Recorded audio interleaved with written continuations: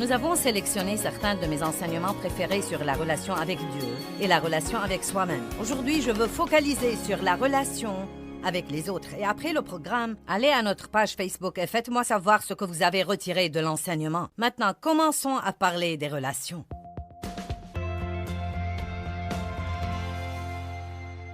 Je veux vous parler aujourd'hui de l'amour, car je crois que l'amour est la chose la plus importante dans laquelle nous apprenons à fonctionner.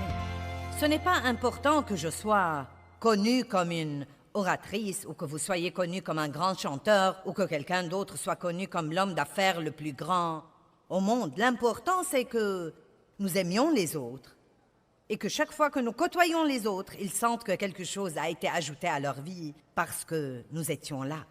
Qu'est-ce que l'amour? Vous savez, nous pouvons donner beaucoup de définitions sophistiquées à l'amour, mais je crois qu'on voit l'amour essentiellement dans la façon dont nous traitons les autres. Dieu est amour et il nous traite vraiment, vraiment, vraiment bien. Comment traitez-vous les autres, surtout ceux qui ne se comportent peut-être pas exactement comme vous voudriez qu'ils se comportent? Comment traitez-vous les gens que vous n'essayez nullement d'impressionner? Comment traitez-vous les gens qui sont importants par opposition aux gens que vous considérez être sans importance? Je vous donne un commandement nouveau, a dit Jésus. Ils étaient habitués à 10 commandements qui se sont transformés en 2000 règles qu'ils devaient suivre pour plaire à Dieu sous l'ancienne alliance. Maintenant, Jésus vient avec une alliance nouvelle, une nouvelle façon de vivre, une façon de vivre nouvelle, vibrante.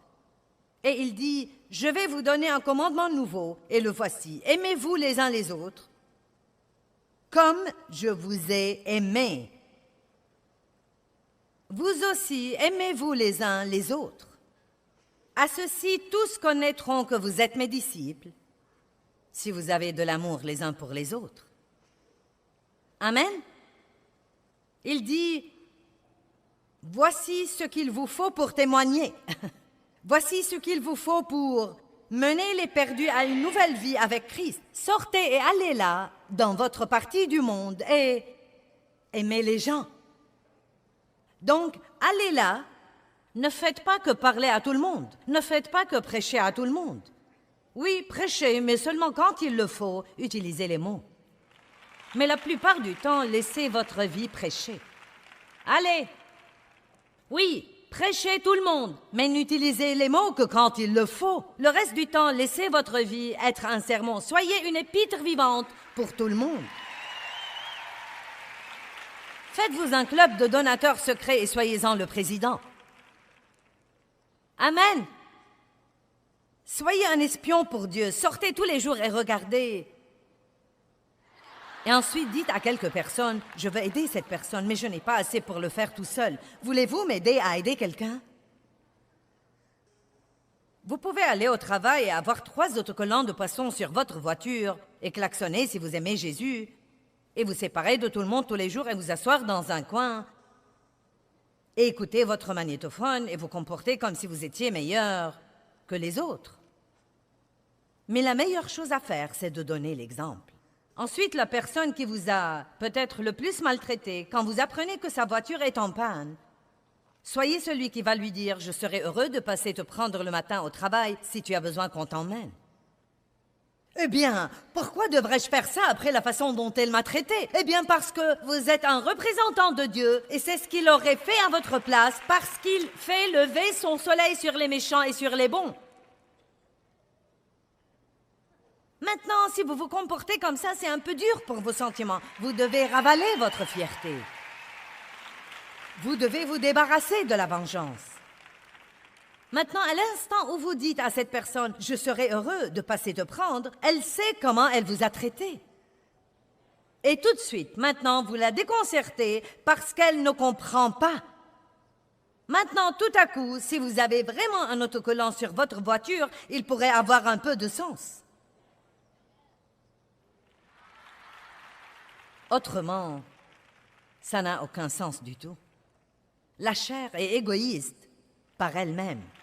Mais Dieu est bon, et je suis reconnaissante qu'il vienne se planter à l'intérieur de nous quand nous le recevons comme notre sauveur et qu'il y ait de l'espoir pour nous pour surmonter ce genre de style de vie égoïste, égocentrique, malheureux, misérable. Jésus dit, si vous voulez me suivre, prenez votre croix et suivez-moi. Oubliez-vous, ne pensez plus à vous et tous vos intérêts. Vous dites, eh bien, Joyce, si je ne m'occupe pas de moi, qui va faire ça? Oh, eh bien, voyons. Dieu? Oh, je n'ai jamais pensé à ça. Oh, Dieu! Vous savez quoi? J'imagine que Dieu peut faire plus pour vous en une seconde que vous ne pourrez jamais faire pour vous-même toute votre vie. Quelqu'un peut être d'accord avec ça aujourd'hui? Or, d'autre part, j'enseigne aux gens de s'occuper d'eux-mêmes. Je ne dis pas d'ignorer vos besoins légitimes et de ne pas vous occuper de vous-même et de passer tellement de temps à aider d'autres personnes que vous ignorez tous vos besoins légitimes. Non, ce n'est pas ce dont je parle. Vous savez, si nous sommes même à moitié sincères, nous pouvons répondre très rapidement à la question « Suis-je égoïste et égocentrique ?»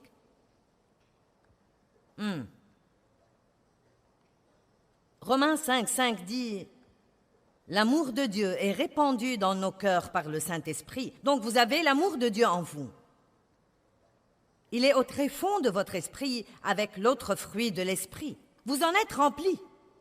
Je ne sais pas de quoi vous croyez que vous êtes rempli, mais c'est ce dont vous êtes vraiment rempli. Peut-être que certains essayeront de vous dire de quoi vous êtes rempli, mais je suis ici aujourd'hui pour vous dire que c'est ce dont vous êtes rempli. L'amour, la joie, la paix, la patience, la bonté, la bienveillance, la fidélité, la douceur et la maîtrise de soi. Ne dites jamais que vous ne pouvez pas vous maîtriser. Si vous n'allez pas vous maîtriser, dites au moins la vérité, je ne veux pas me maîtriser.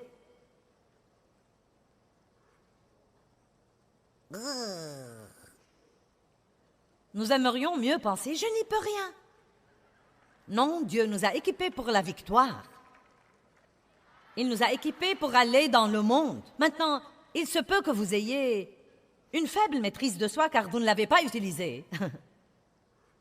Mais quand vous l'utilisez, elle devient plus forte.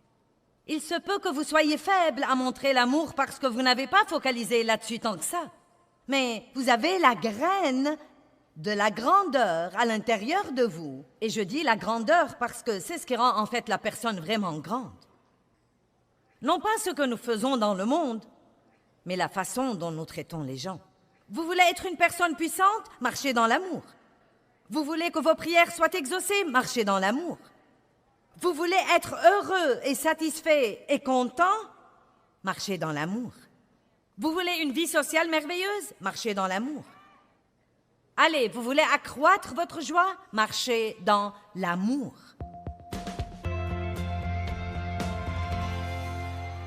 Vous savez, nous parlons beaucoup de notre liberté. Comme quoi, Christ nous libère et que quand nous sommes chrétiens, nous sommes libérés et libres de l'esclavage et de ceci et libre. Mais vous devez comprendre que la liberté est aussi une responsabilité. Maintenant, pensez-y. Nous écoutons ces versets, mais pensez-y. J'ai mis devant toi la vie et la mort, la bénédiction et la malédiction. Choisis la vie, afin que tu vives, toi et ta postérité. Quand nous faisons des choix, ils nous affectent, mais ils affectent aussi les générations qui viennent après nous et les générations autour de nous. J'aime parfois dire que c'est comme si Dieu nous donne ce test à questions multiples et qu'il nous dit quelle est la réponse avant de passer le test. J'ai mis devant toi A, la vie, B, la mort. Clé de réponse, choisis la vie. Si vous ne faites pas de bons choix, vous vous retrouverez avec le regret. Je veux que vous y pensiez. Quand vous ne faites pas de bons choix, vous vous retrouverez avec le regret. Si personne ne vous enseigne jamais à faire de bons choix, vous pouvez malheureusement arriver à la fin de votre vie et regarder en arrière et ne voir que le regret. Mon père est mort à l'âge de 86 ans, il y a environ 4 ans. Et bien qu'il ait reçu Christ environ 4 ans avant sa mort et que j'en étais très heureuse, je peux honnêtement vous dire que mon père, quand il a regardé en arrière, avait très peu à voir à part le regret. Après 86 ans, il y avait au total environ 10 personnes qui ont assisté à ses funérailles. Et la plupart d'entre eux étaient mes enfants qui y sont allés pour moi. C'est vraiment triste que vous viviez toute votre vie et que personne ne vous regrette quand vous êtes parti. Et c'est parce qu'il a fait toute sa vie des choix qui n'ont pas établi des relations. Il était méchant avec les gens, il était difficile à vivre, il était amer, critique, négatif, il était grossier, et il l'a payé. Et chacune de ces choses était un choix. Il vivait d'après ses sentiments, et beaucoup de ses sentiments étaient motivés et contrôlés par l'ennemi, parce qu'il n'avait pas Dieu dans sa vie. Maintenant, j'ai vu un grand changement dans mon père dans les 4 dernières années. Mais je sais qu'il a regretté d'avoir abusé de moi. Je sais qu'il a regardé ma mère et qu'il a regretté toutes les fois où il rentrait à la maison ivre et où la battait. Je sais qu'il a pensé à mon frère et a regretté le temps qu'il n'a pas passé avec lui, les matchs de baseball auxquels il n'a pas assisté, les mauvaises choses qu'il lui a appris à faire. Et je crois que je n'oublierai jamais la tristesse de regarder sa vie et de me rendre compte qu'après 86 ans, il n'avait pas grand-chose à part le regret. De peur que quelqu'un ne se décourage ou ne déprime et pense « Mon Dieu, après t'avoir écouté, je crois que j'ai vraiment des ennuis. » La bonne nouvelle du message de l'Évangile est que chaque bonne décision que vous prenez aide à inverser les résultats de ces mauvaises décisions que vous avez prises dans le passé. Des décisions de mon grand-père ont affecté mon père, celles de mon père m'ont affecté. Quelque part au milieu de tout le désordre dans ma vie, j'ai réussi à commencer à prendre de bonnes décisions. Et maintenant, mes enfants ont une vie bien meilleure que celle que j'avais quand j'avais leur âge. Et je vous encourage vraiment à accomplir ce que vous commencez. Accomplissez votre marche avec Dieu. Poursuivez la maturité spirituelle et non seulement les trucs. Et quoi que vous fassiez, ne laissez pas l'argent dicter vos décisions. Aucune somme d'argent ne vaut votre paix. Et aucune somme d'argent ne vaut le stress avec lequel vous vous retrouverez si vous avez un programme qui ne vous laisse jamais le temps pour rien, à part courir tout le temps. Nous pouvons sûrement comprendre que Dieu a une meilleure vie pour nous que de courir. Quelqu'un comprend ce que je dis? Et j'ai fait ça pendant des années, et je croyais que je le faisais pour Dieu. Est-ce que j'étais censée faire ce que j'ai fait? Oui, mais il y avait beaucoup de choses auxquelles j'aurais pu dire non, et je ne l'ai pas dit. Et cela m'aurait donné plus de temps à la maison. Je ne peux pas récupérer ce temps maintenant. Dieu merci, j'ai vraiment de bonnes relations avec mes enfants. Mais il y avait des choses qui auraient pu être évitées si j'avais été au bon endroit, au bon moment. Si votre mariage est en difficulté, veillez à faire le bon choix. Je me demande combien de personnes qui nous regardent à la télé ont des problèmes dans leur mariage, pensent à une séparation, pensent à un divorce. Trop de gens décident d'abandonner quand leur mariage est en difficulté. Ils veulent que l'autre personne change, mais ils ne disent pas « Dieu, change-moi ».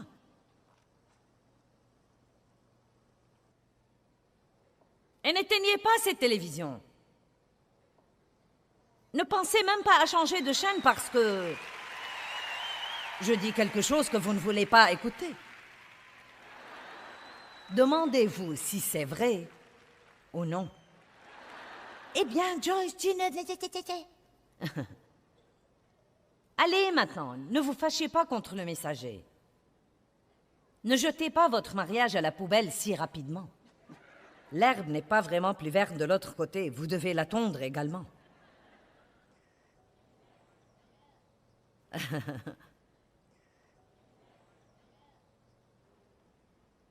Que pourrez-vous être si vous faites quelques meilleurs choix, même en ce moment? Quel genre de vie pourrez-vous avoir pour vous et votre famille si vous avez à faire les choix difficiles quand il vous est difficile de les faire? Je veux que vous viviez sans être frustré et vexé tout le temps et rempli de haine et d'amertume et de colère et fâché contre tout le monde parce que vous n'êtes pas heureux. Ne regardez pas dans l'autre sens, regardez ici.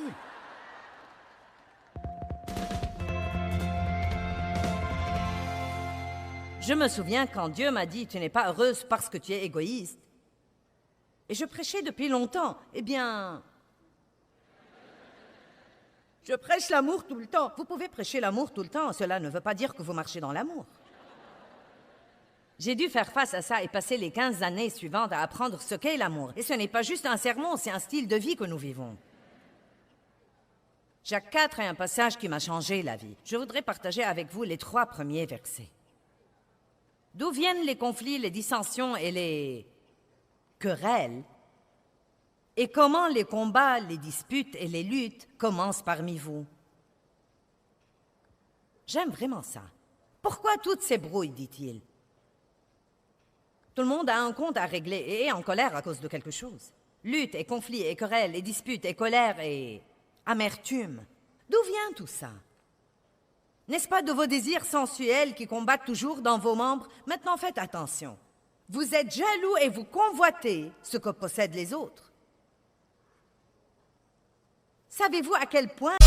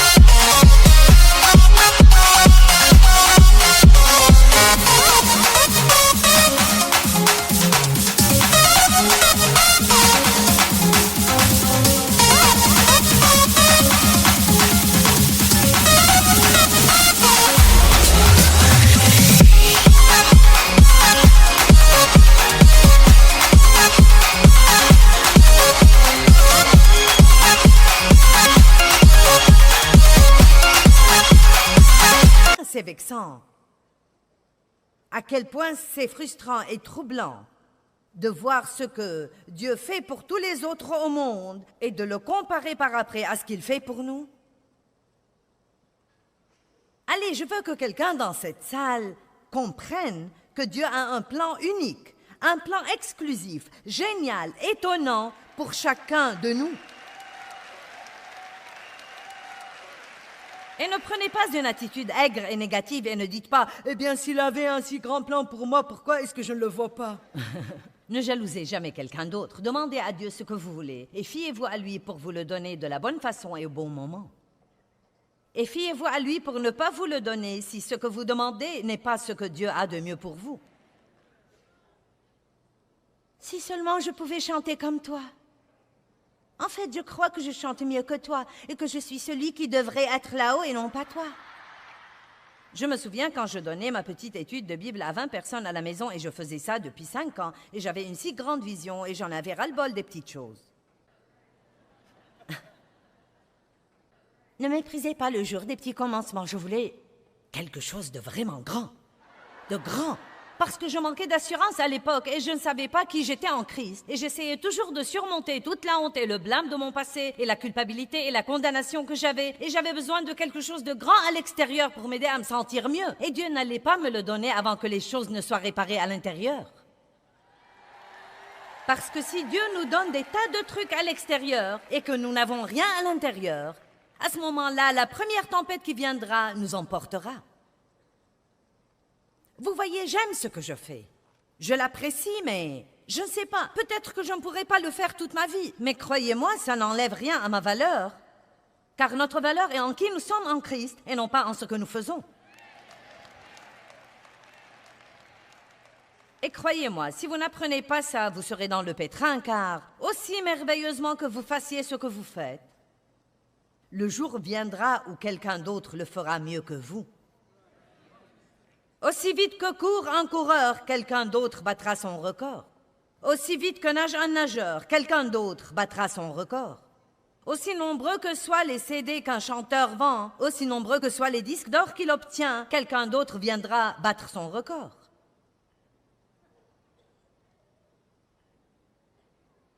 Nous devons apprendre à suivre les saisons de Dieu dans notre vie et comprendre que nous sommes tout aussi précieux en toute saison.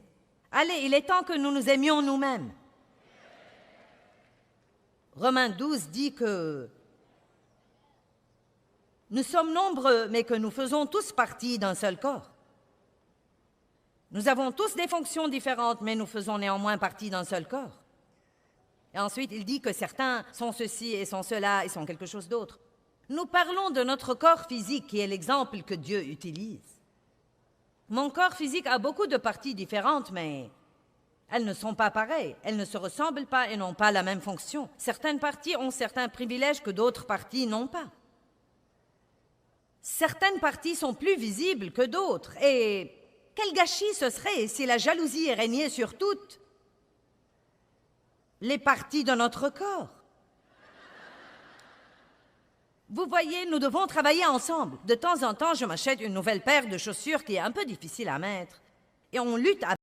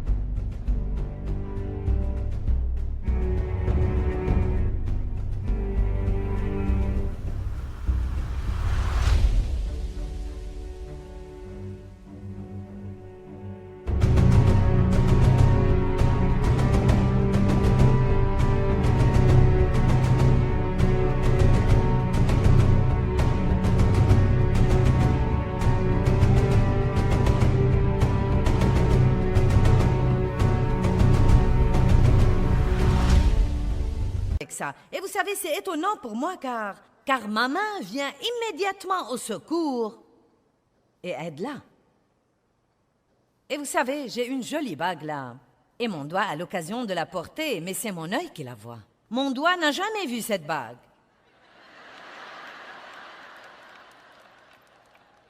Il a l'occasion de la porter, il a l'occasion de l'exhiber, mais toute sa vie, il ne la verra jamais. L'œil n'a pas l'occasion de porter la bague, mais il peut seulement la voir. Maintenant, qu'arriverait-il si ma main disait « Je ne vais pas t'aider à mettre ces chaussures » ? Car, à dire vrai, je voudrais avoir des chaussures moi-même. Et dans toute ma vie, comme main, je n'ai jamais eu de chaussures. Et si tu crois que je vais continuer à t'aider à mettre tes chaussures toute ma vie, tu te trompes lourdement. Et si l'œil disait « Je refuse de regarder la bague », je ne vais pas regarder la bague, je veux ma propre bague. Et si je ne veux pas avoir une bague, je refuserai de la regarder. Et c'est plutôt comme ça que nous passons une grande partie de nos vies comme chrétiens. Et si Dieu faisait notre volonté et nous disait « D'accord »,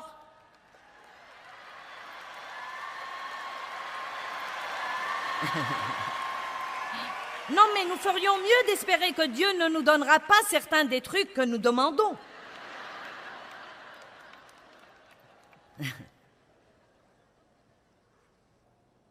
C'est comme ça que nous semblons comme chrétiens parfois. Nous portons nos chaussures dans nos mains et nos bijoux autour des yeux. Dieu soit loué, nous avons eu ce que nous voulions.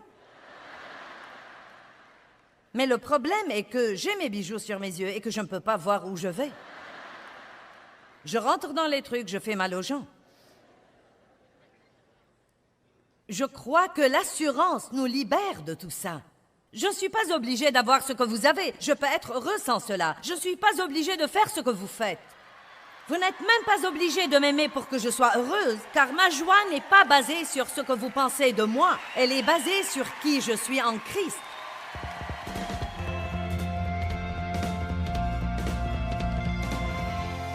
La solitude est une épidémie dans la société d'aujourd'hui. Et elle est due en partie au fait que beaucoup d'entre nous se sentent trop occupés pour cultiver des relations saines avec Dieu et avec les autres personnes. En fait, je crois que beaucoup de personnes ne savent pas avoir de bonnes relations avec quiconque, même pas avec eux-mêmes.